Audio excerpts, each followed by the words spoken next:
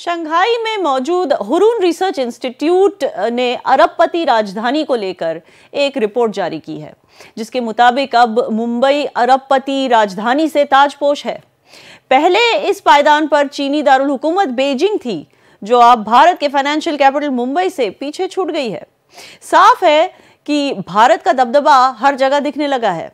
पहले जहां एशिया में चीन का दबदबा देखने को मिलता था, अब भारत का डंका वहां बज रहा है। मगर शायद कई मुमालिक इस आलमी बदलाव से या तो अनजान हैं या भारत के खिलाफ झूठी अफवाहें फैला रहे हैं। देखिए ये रिपोर्ट।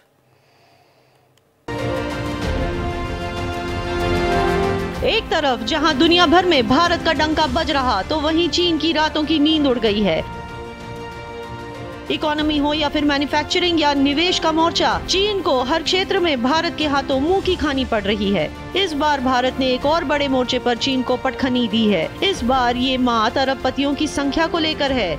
दरअसल भारत के मुंबई शहर ने बीजिंग को पछाड़कर पहली बार एशिया में नंबर 1 की कुर्सी हासिल कर ली है। अब एशिया में सबसे ज्यादा अरबपति बीजिंग में नहीं बल्कि मुंबई में है। इस मामले में मुंबई अब दुनिया का तीसरा बड़ा शहर बन गया है। उससे आगे सिर्फ न्यूयॉर्क और लंदन है। हुरून रिसर्च के 2024 ग्लोबल रिच लिस्ट के अनुसार मुंबई पहली बार बीजिंग को पीछे छोड़ते हुए एशिया के सबसे बड़े बिलियनर सेंटर के रूप में उभरा है। भारत की फाइनेंशियल कैपिटल में अब 92 अरबपति हैं, जो बीजिंग के 91 अरबपतियों से आगे निकल गए हैं। इसके बावजूद चीन में भारत के 271 की तुलना में 814 अरबपतियों की संख्या अधिक है। खास बात यह है कि अरबपतियों के मामले में मुंबई अब दुनिया का तीसरा सबसे बड़ा शहर बन चुका है। सबसे ऊपर न्यूयॉर्क शहर है, जहां पर 119 अरबपति रहते हैं। उसके बाद नंबर लंदन का है, जहां पर 97 अरबपति हैं। पिछले साल महाराष्ट्र के इस बड़े शहर में 26 नए अरबपति शामिल हुए, जिससे इस शहर में रहने वाले अरबपतियों की कुल नेटवर्क $445 बिलियन हो गई, जो पिछले साल की तुलना में 47% ज्यादा है। इसके विपरीत बीजिंग के कुल अरबपतियों की संपत्ति $265 अरब है, जिसमें पिछले साल के मुकाबले 28% की कमी देखी गई है। मुंबई के अरबपतियों की नेटवर्क में इजाफा करने वाले सेक्टर्स में एनर्जी और फार्मास्यूटिकल शामिल है, जिनमें मुकेश अंबानी जैसे बिजनेस टाइकून की दौलत में जबरदस्त इजाफा देखने को मिला। इस लिस्ट में दिग्गज मंगल प्रभात लोढ़ा और परिवार की नेटवर्क में सबसे ज्यादा 116% का इजाफा देखने को मिला। वहीं मुकेश अंबानी 10वें स्थान पर अपनी मजबूत स्थिति बरकरार रखे हुए हैं। नेटवर्थ में इजाफा होने के कारण गौतम अडानी 8 स्थान ऊपर चढ़कर 15वें स्थान पर पहुंच गए हैं। साफ है, भारत अब विकास की राह पर तेजी से बढ़ रहा है। इसकी गूंज पूरी दुनिया में सुनाई दे रही है और इसके उलट चीन की हालत पतली हो रही है। लेकिन फिर भी भारत के खिलाफ पश्चिमी मीडिया प्रोपेगेंडा वॉर करने में लगा है। Bureau report, Bharat express. और मौजू पर चर्चा करने के लिए मेरे साथ मौजूद हैं भरत सिंह जी, प्रवक्ता कांग्रेस, आकाश जिंदल, अर्थशास्त्री यानी economist, Sanjeev Srivastava, foreign affairs expert. Akash Jindal ji, सिर्फ बिलियनर्स की तादाद ही नहीं, भारत की रईसी के और भी सबूत हैं। जैसे कि इकोनॉमी में दुनिया के 5वें अंक पर है, तो परचेसिंग पावर पैरिटी में 3रे अंक पर, यानी कि लोगों में खरीदने की शक्ति बढ़ती जा रही है। पर कैपिटा इनकम यानी लोगों की एवरेज आमदनी 2013 में अगर 70,000 थी, तो 2023 में 1,72,000। तो पिछले 10 सालों में क्या बदल गया? इकोनॉमी हम बन चुके हैं जी, क्या बदल गया जिससे जी पीपीपी बेसिस पे जी हम कहां पहुंचे हुए हैं, परचेजिंग पावर पैरिटी। अब उससे आगे देखिए, जीडीपी ग्रोथ, हिंदुस्तान दुनिया में बड़ी इकोनॉमीज में से फास्टेस्ट ग्रोइंग इकोनॉमी है। आज हमारा जीडीपी ग्रोथ का डेटा है 8.4% 1 अक्टूबर से 31 दिसंबर। अब मुकाबला कीजिए, हिंदुस्तान 5th लार्जेस्ट इकोनॉमी, लेकिन हमसे बड़ी इकोनॉमीज कौन सी है? अमेरिका, चाइना, जर्मनी, जापान, चारों में किसी भी की जीडीपी ग्रोथ हिंदुस्तान की जीडीपी ग्रोथ के बराबर नहीं है। अब देखिए, जापान की जीडीपी ग्रोथ क्या रही है इस क्वार्टर में? महज 0.4%। आज की तारीख में जर्मनी की जीडीपी ग्रोथ पूरे 2024 के लिए एक्सपेक्ट की जा रही है 0.2%। हिंदुस्तान की GDP growth achieved data, recorded data 8.4%। तो बताइए, क्या कोई मुकाबला है जिस तरीके से हिंदुस्तान आज की तारीख में तरक्की कर रहा है। अब आप कंपैरिजन कर लीजिए उसके अलावा कि हिंदुस्तान में जो हमारे गरीब भाई बहन है उनको कितने बेनिफिट हुए, उनको कितना फायदा हुआ है। मल्टी डायमेंशनल पॉवर्टी इंडेक्स पिछले 9 साल में 24 करोड़ 80 लाख के आसपास लोग मल्टी डायमेंशनल पॉवर्टी इंडेक्स से बाहर संभावित निकले। इसका मतलब क्या है, जिन हमारे हिंदुस्तान के भाई बहनों को पहले हेल्थ को लेके, एजुकेशन को लेके, स्टैंडर्ड ऑफ लिविंग को लेके बेसिक फैसिलिटीज नहीं मिलती थी, 9 साल में उन्हें मिलनी शुरू हो गई है। तो हिंदुस्तान तरक्की कर रहा है, ग्रो कर रहा है और उस ग्रोथ का फायदा हर व्यक्ति को मिल रहा है। आज आप दुनिया की किसी भी इकोनॉमी से हिंदुस्तान का मुकाबला कर लीजिए, अमेरिका, चाइना, जर्मनी, जापान, इनका डेटा मैंने आपको दिया। अब आप देख लीजिए हमारे पड़ोसियों से, पाकिस्तान हमारे पड़ोस में बैठा है, 1-1 किलो आटे के लिए खूनी जंग होती है। पाकिस्तान तो जंग में है ही नहीं, ग्लोबल इकोनॉमिक जायंट की जंग में तो पाकिस्तान कहीं नहीं है। श्रीलंका से मुकाबला कर लीजिए, वो तो बैंकक्रप्ट हो गई। तो हमारा जो कंपैरिजन है वो चाइना के साथ है, क्योंकि मुंबई से पहले, जिंदल साहब, मुंबई से पहले बीजिंग हुआ करती थी ना, सबसे वो शहर जिसमें सबसे ज्यादा रईस रहते हैं, सबसे ज्यादा बिलियनर्स रहते हैं। अब वो मुंबई बन चुकी है। तो भरत सिंह जी, ब्यूरो रिपोर्ट तो देखी होगी आपने, और कांग्रेस ब्लैक पेपर रिपोर्ट से बिल्कुल विपरीत है जो ब्यूरो रिपोर्ट अभी दिखाई गई।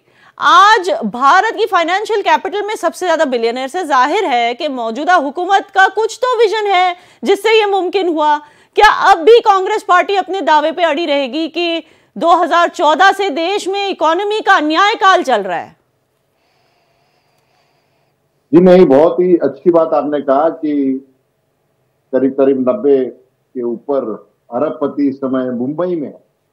हम तो ये कहते आ रहे हैं ना शुरू से, याना जी, और आज भी कह रहे हैं कि देश के प्रधानमंत्री कुछ लोगों के लिए काम कर रहे हैं और वो काम अब दिख रहा है और ये आप उसको बता रही हैं और इससे साबित होता है, उसके लिए बहुत बधाई। लेकिन देश के प्रधानमंत्री ये भी कहते हैं कि इस देश में 80 करोड़ जनता गरीब है। तो कहां पे जो है ये बात को मैं सही मानूं कि भाई ये कुछ लोगों के लिए काम कर रहे हैं कि देश के 80 करोड़ जनता, जिसको खुद देश के प्रधानमंत्री स्वयं ये साबित करते हैं और बार बार अपने हर स्पीच में, हर रैली में ये कहते हैं कि देश के 80 करोड़ जनता को मैं जो है भूखे पेट सोने नहीं देता हूं। तो वो देश की 80 करोड़ जनता क्या अरबपति है कि करोड़पति है कि लखपति है? इसका जवाब देना मुझे लगता है कि करोड़पति बनाने से अच्छा था कि गरीबों को, गरीब पतियों को उठा के कम से कम उनको तो देखते देश के प्रधानमंत्री। तो ये बहुत अच्छी बात है कि हमारा देश तरक्की करना चाहिए। ये बहुत अच्छी बात है याना जी कि हमारे देश की जनता भी तरक्की करना चाहिए। क्या कुछ लोगों के हाथ में ही वो पूंजी होनी चाहिए? कुछ लोग ही इस देश को चलाएंगे क्या? ये एक दुख की बात है। और ये भी देखिए याना जी, इसी देश से करीब करीब मुझे लगता है 1-2 साल के अंदर 8,000 करोड़पतियों ने इस देश को छोड़ा।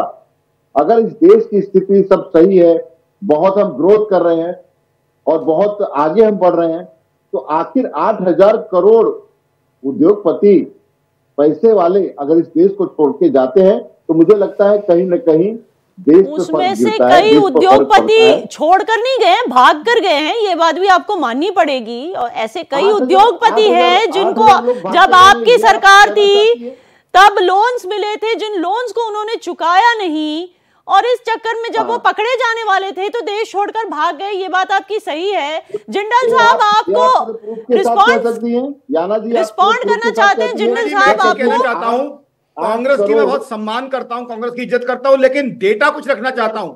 अभी मैंने आपको बताया मल्टी डायमेंशनल पॉवर्टी इंडेक्स का डेटा बताता है पिछले 9 साल से 24 करोड़ 80 लाख के करीब हिंदुस्तानी जिन्हें basic facilities, health, education, standard of living नहीं मिलती थी, मिलनी शुरू हो गई। मल्टी डायमेंशनल पॉवर्टी इंडेक्स से वो बाहर आ गए हैं।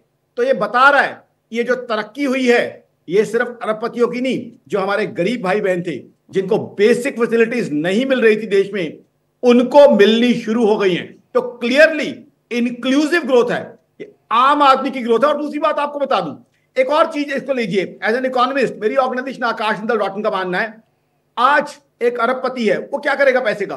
वो 300 करोड़ की एक बिल्डिंग बनाता है जिसमें 300 फ्लैट बनाता है। तो क्या वो अकेला फ्लैट बना लेगा? उसमें उसको मजदूर भाइयों की भी जरूरत है, मिस्त्री चाहिए, प्लम्बर चाहिए, सैनिटरी वाले चाहिए, इलेक्ट्रीशियन चाहिए, कारपेंटर चाहिए, उन सबको भी तो जॉब्स मिलेगी। तो जॉब जनरेशन भी हो रहा है, ये आपका कहना है। लेकिन उसको अफसोस सबको की invite बात करना है, ही मैं पड़ेगा। भारत एक्सप्रेस की तरफ से अफसोस जताना चाहती हूं कि विपक्ष ने जो बात उठाई है कि कहीं इंडिया एक कैपिटलिस्ट इकोनॉमी तो नहीं बनता जा रहा है, जो बिजनेसेस है वो कुछ ही उद्योगपतियों के हाथ में तो नहीं जा रहा है, कहीं ये तो नहीं हो रहा है कि इक्वल अपॉर्चुनिटीज नहीं है आमदनी में। जो इनका ये मुद्दा है, ये लेकर मैं बीजेपी के प्रवक्ता के पास जाना चाहती थी, लेकिन वो डिबेट पर पहुंचे नहीं। पता नहीं उनका क्या मकसद था, शायद उनके पास जवाब नहीं था, या शायद उनको नहीं लगा कि ये डिबेट इतना इंपॉर्टेंट है कि वो टाइम पर पहुंच जाए। मैं जवाब दूंगा इसका। देखिए ऐसा होता है याना जी, जब भी कैपिटल आता है तो कैपिटल उसका क्या करता है। मान लीजिए कि अरबपति के पास पैसा आ गया, मैंने आपको एग्जांपल दी, अरबपति क्या करेगा, 300 फ्लैट की बिल्डिंग कह रहे हैं कि जॉब जनरेशन भी होता है। ये सवाल लेकर मैं फिर से आप दोनों के पास आऊंगी। इस वक्त संजीव जी इंतजार कर रहे हैं बहुत वक्त से। संजीव जी, ये तो वाजिया है कि चाइना खुद को या ये कह ले कि भारत को इकोनॉमिक दुश्मन की नजर से देखता है, मगर जब पूरी दुनिया की बात करें तो ऐसी क्या वजह है कि ग्लोबल सप्लाई चेन का भारत की तरफ झुकाव बनता जा रहा है? मेड इन चाइना से हटकर इंडिया को मैन्युफैक्चरिंग हब बनाने की कोशिश में कई देश शामिल हैं। चाइना से इन देशों का भरोसा क्यों उठ गया? याना जी, बहुत अच्छा प्रश्न किया है आपने, और मैं अपनी कुछ बातें रखूंगा। पहले मैं ये कहना चाहता हूं कि भारत सरकार की वर्तमान नीतियों की वजह से भारत का जो आर्थिक विकास पिछले 10 वर्षों में बड़ी तेज गति से हुआ है, और ये इंक्लूसिव है। मैं जिंदल साहब से बिल्कुल सहमत हूं, ये इंक्लूसिव है। कोरोना के पैंडेमिक काल में जो बहुत ही कठिन दौर था, उस समय भी भारत की सरकार ने जिस तरीके से आम जन की मदद की, दरवाजे दरवाजे पर जाकर के राशन पानी की व्यवस्था की गई, वो भी अपने आप में एक अनप्रेसिडेंटेड जो अनुभव था, एक अनप्रेसिडेंटेड एक्सपीरियंस था, जिससे कि पूरे विश्व को सबक लेना चाहिए। जहां तक भारत और चाइना का प्रश्न है, याना जी, 1969-70 का अगर आप डेटा उठा के देखें तो उस समय भारत की जो इकोनॉमिक ग्रोथ थी, भारत की जो जीडीपी थी, वो चाइना की जीडीपी से ज्यादा थी। लेकिन यदि आप अभी पिछले 10 वर्ष के पहले का अगर डेटा उठाकर देखें या वर्तमान समय में भी देखें, तो चाइना की जो इकोनॉमिक जो ग्रोथ 1979-80 के बाद से जो तेज गति से हुई है, उससे चाइना वर्तमान समय में नंबर 2 की इकोनॉमी पे पहुंच चुका है, और भारत की इकोनॉमी हम 5वें स्तर पे हैं, और जरूर हम आगे बढ़ रहे हैं। हम तीसरी अर्थव्यवस्था आने वाले वर्षों में हम जरूर अवश्य बनेंगे। लेकिन ये जो डिफरेंस आ गया कि चाइना 2 पर पहुंच गया और अभी हम 5 और 6 पे रह गए, उसके पीछे का कारण ये था कि भ्रष्टाचार की समस्या, रेड टेपिज्म, जगह जगह पर ब्यूरोक्रेटिक हर्डल्स, हर तरीके की जो दुश्वारियां, रिफॉर्म्स नहीं किए गए, और जाहिर है कि इसकी वजह से, पिछली सरकारों की नीतियों की वजह से, और जाहिर है कि एक पार्टी विशेष ने जो सबसे लंबा शासन किया वो उसके लिए जिम्मेदार है, उसके प्रवक्ता भी बैठे हुए हैं, उनको ये मानना चाहिए कि यदि ये इस तरीके के जो समस्याओं का उन्होंने पहले निदान कर लिया होता तो आज भारत की इकोनॉमिक ग्रोथ कहीं ज्यादा बेहतर और कहीं ज्यादा अच्छी होती, और भारत की अर्थव्यवस्था अब तक नंबर 3 पर पहुंच चुकी होती। लेकिन ऐसा नहीं हो सका। लेकिन मैं संजीव जी, आपका ये मुद्दा लेकर मैं कांग्रेस प्रवक्ता के पास जरूर जाऊंगी। मैं सीधे भरत सिंह जी के पास जाऊंगी। भरत सिंह जी, कांग्रेस की हमेशा एक ही दलील रही है, एक नहीं मैं कहूंगी, इकोनॉमी को लेकर, भारत की इकोनॉमी को लेकर 2-3 दलीलें रही हैं इनफैक्ट।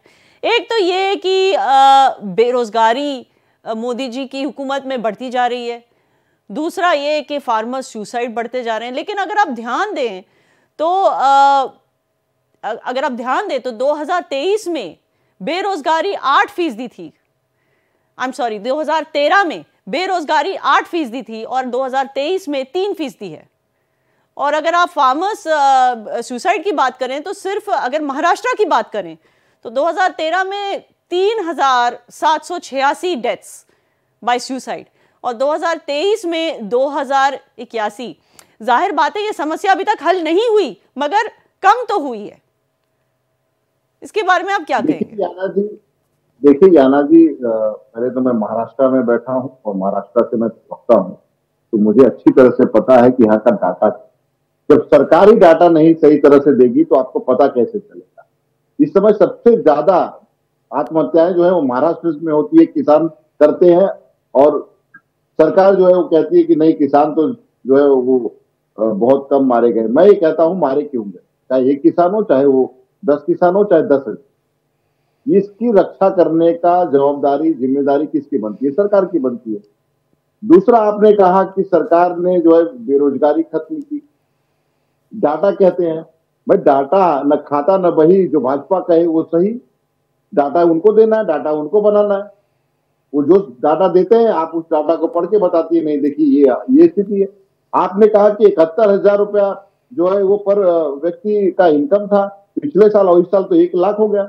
मैं यही महाराष्ट्र में बैठा हूँ, बेचारे पढ़े लिखे बच्चे बायोडाटा लेके कंपनी घूम रहे हैं, उनको नौकरी नहीं मिल रही है। ये 1 लाख कहाँ मिल रहा है, कहाँ, जरा बता दीजिएगा याना जी।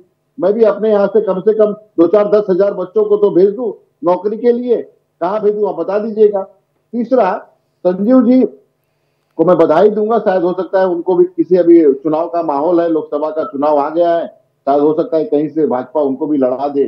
जिस तरह से वो बचाव कर रहे थे भाजपा का, मुझे लगता है कि बहुत अच्छा बचाव कर रहे थे। पार्टी का प्रवक्ता नहीं आया तो संजीव जी आपको बहुत बधाई। आपने भ्रष्टाचार की बात की संजीव जी, भ्रष्टाचार खत्म हो गया है। मुझे ये बताइए भ्रष्टाचार खत्म कहाँ हुआ है? सारे भ्रष्टाचारियों को याना जी भाजपा अपनी पार्टी में ले लेती है और उसके बाद कहती है भ्रष्टाचार खत्म हो गया। अरे कितने भ्रष्टाचारियों को आप क्या कहेंगे, जिसको लिए किसी को मुख्यमंत्री बना दिए, याना जी आज टॉपिक इकोनॉमिक ग्रोथ का है, किसी को मंत्री बना दिए, कहां जा रहा है आज? उन सारे भ्रष्टाचारियों को आप क्या कहेंगे बताइए? भ्रष्टाचार खत्म हो गया है। भ्रष्टाचारी तो कांग्रेस में भी बहुत सारे थे, आप तो इस चीज को आप कैसे डिनाई करेंगे? आपकी अगर आप ये सारे आरोप भाजपा पर लगा रहे हैं तो ये आप पर भी तो लागू होते हैं, क्योंकि ये सारा आपकी शासन में भी, जब कांग्रेस का शासन था तब भी ये सब दिखाई देता था। याना जी मैं आकाश जिंदल बोल रहा हूं, मुझे बोलने का मौका दीजिए जरूर। लेकिन जो भी भ्रष्टाचारी मिला याना जी, हमारी सरकार में तुरंत उसके ऊपर FIR हुआ है, उसे जो है जेल में डाला गया। एक नाम बता दीजिए जो भ्रष्टाचार के आरोप में जेल गया हो कांग्रेस के शासन में। याद करिए याना जी, याद करिए हमारे यहाँ अशोक चौहान के ऊपर जो आरोप लगा था, उस आरोप के लिए जो है उनको तुरंत तत्काल प्रभाव से मुख्यमंत्री पद से हटा दिया गया। और स्कैम का आरोपी जेल गया क्या? 2G स्कैम का आरोपी जेल गया क्या? कॉमनवेल्थ स्कैम का आरोपी जेल गया क्या? क्रिकेट एसोसिएशन स्कैम का आरोपी जेल गया क्या? संजीव जी ये आपको सवाल पूछ रहे थे, आप इनको रिस्पॉन्ड करना चाहेंगे? याना जी कुछ जवाब मैं देना चाहूंगा। अभी बात हो रही थी। जी जिंदाल साहब आपके पास आऊंगी मैं जी। 10 सेकंड चाहिए मुझे। जी आकाश जी की बात 10 सेकंड दे दीजिए संजीव जी को, मैं आऊंगी आपके पास जी। याना जी देखिए, मैं जो अपनी बात रख रहा था वो बात ये थी कि भारत को यदि विकास की गति को तेज करना है, यदि हमें तीसरी अर्थव्यवस्था बनना है, दूसरी अर्थव्यवस्था बनना है, चाइना जिससे कि कभी हम आगे हुआ करते थे उसके पास तक पहुंचना है, उससे भी आगे निकलना है, तो हमें भ्रष्टाचार की समस्या पर भी अंकुश लगाना होगा, रिफॉर्म्स करने होंगे, एक विजन के साथ कार्य करना होगा, विकसित भारत के विजन के साथ जो वर्तमान की सरकार कार्य कर रही है। और जाहिर है कि इस तरीके का विजन यदि पहले की सरकारों में रहा होता, मैं किसी सरकार का पक्ष या विपक्ष की बात नहीं कर रहा, हमारे कांग्रेस के प्रवक्ता इस बात को उनको रियलाइज करना चाहिए कि जो मैं बात कर रहा हूं वो बेहद गंभीर बात कर रहा हूं, और ये पूरे राष्ट्र के हित की बात मैं कर रहा हूं, पूरे राष्ट्र के उत्थान और विकास और एक सुनहरे भविष्य की बात कर रहा हूं, जिसमें कि कांग्रेस पार्टी भी शामिल है। और कांग्रेस पार्टी को भी इस बात को रियलाइज करना चाहिए कि यदि हमारे पास भ्रष्टाचार की समस्या पर पहले अंकुश लगा दिया गया होता। एक बात में सिंपल आप देखिए, 2014 के पहले इतने घोटाले सामने आए, चीनी घोटाला, कोयला घोटाला, 2G घोटाला, डिफरेंट घोटाले सामने आए। आज वो घोटाले तो नहीं दिखाई देते, और यदि कोई घोटाला करता है तो वो सीधा जेल में जाता है। तो ये वर्तमान की जो सरकार का जो रुख है वो भ्रष्टाचार के ऊपर भी सख्त हुआ है। भ्रष्टाचार अभी भी अवश्य होगा, मैं इस पे डिनाई नहीं करूंगा, लेकिन एक चीज तो सबने नोटिस की है, चल रही है, भाजपा से अगर कोई जेल भी जाता है आरोप लगकर, अगर जेल भी जाता है तो आप लोग कह देते हो देखो भाजपा में कैसे आरोपी नेता हैं। अगर आरोप लगकर जेल नहीं जाता तब भी आपको प्रॉब्लम है, आरोप लग के जेल जाता है तब भी आपको प्रॉब्लम है। सबसे ताजा उदाहरण देता हूं केजरीवाल जी का। केजरीवाल जी को जेल कर दिया, लेकिन जेल किस लिए किया? क्योंकि जो विटनेस बनाया था उस व्यक्ति ने आरोप लगाया। अब उस व्यक्ति ने जो है चंदा जो है जेल में रहते हुए दिया है, तब उसके बाद जमानत हुई, तो क्या भाजपा देखिए केजरीवाल को जेल ले जाने का रीजन ये था कि वो बार बार समन करने पर भी जी मैं 15 वो मिनट नहीं जा रहे थे ईडी के समन्स में, और ये तरीका नहीं होता है। याना जी मेरी बात पूरी हो जाने इसका अफसोस सबको है कि उनको जेल भेजा गया, लेकिन उन्होंने समन्स को इग्नोर किया। आपको ये समझना होगा जिंदाल साहब, आप कह रहे थे कुछ हम बेनिफिट ऑफ डाउट कांग्रेस प्रवक्ता को दे देते हैं। मैं आप ही का सवाल लेके इनके पास जा रही हूं, भरत सिंह जी। जिंदाल साहब, इनका कहना है कि देश की जो दौलत है, सुनिए मेरी बात, आप सवाल सुन लीजिए पहले। देश की जो दौलत है अगर कुछ ही उद्योगपतियों के हाथ में जाएगी, बाकी सारे क्या सिर्फ नौकरी करने के लिए हैं? इक्वल अपॉर्चुनिटीज बिजनेस सेक्टर में भी तो मिलने चाहिए सबको। इसके बारे में आप क्या कहेंगे? बीजेपी ऐसे कौन से कदम उठा सकती है? सुनिए जिंदाल साहब, बीजेपी ऐसे कौन से, अफसोस की बात है कि बीजेपी के प्रवक्ता हमारे साथ नहीं जुड़ पाए, लेकिन आप ही बता दीजिए बीजेपी ऐसे कौन से कदम उठा सकती है ताकि इस तरह की कैपिटलिज्म देश में ना हो? देखिए मैं वही कह रहा हूं, आज कांग्रेस का मैं बहुत सम्मान करता हूं। कांग्रेस प्रवक्ता को मेरी ऑर्गेनाइजेशन akashjindal.in की तरफ से मैं ये कहना चाहता हूं, 195 कंट्री है दुनिया में। आज हिंदुस्तान का मैं डेटा आपके सामने रख रहा हूं जो इक्वल अपॉर्चुनिटी सबको दे रहा है। आप आज मेरे मित्र 195 में से कोई कंट्री चूज कर लीजिए, उसका डेटा मेरे सामने रखिए।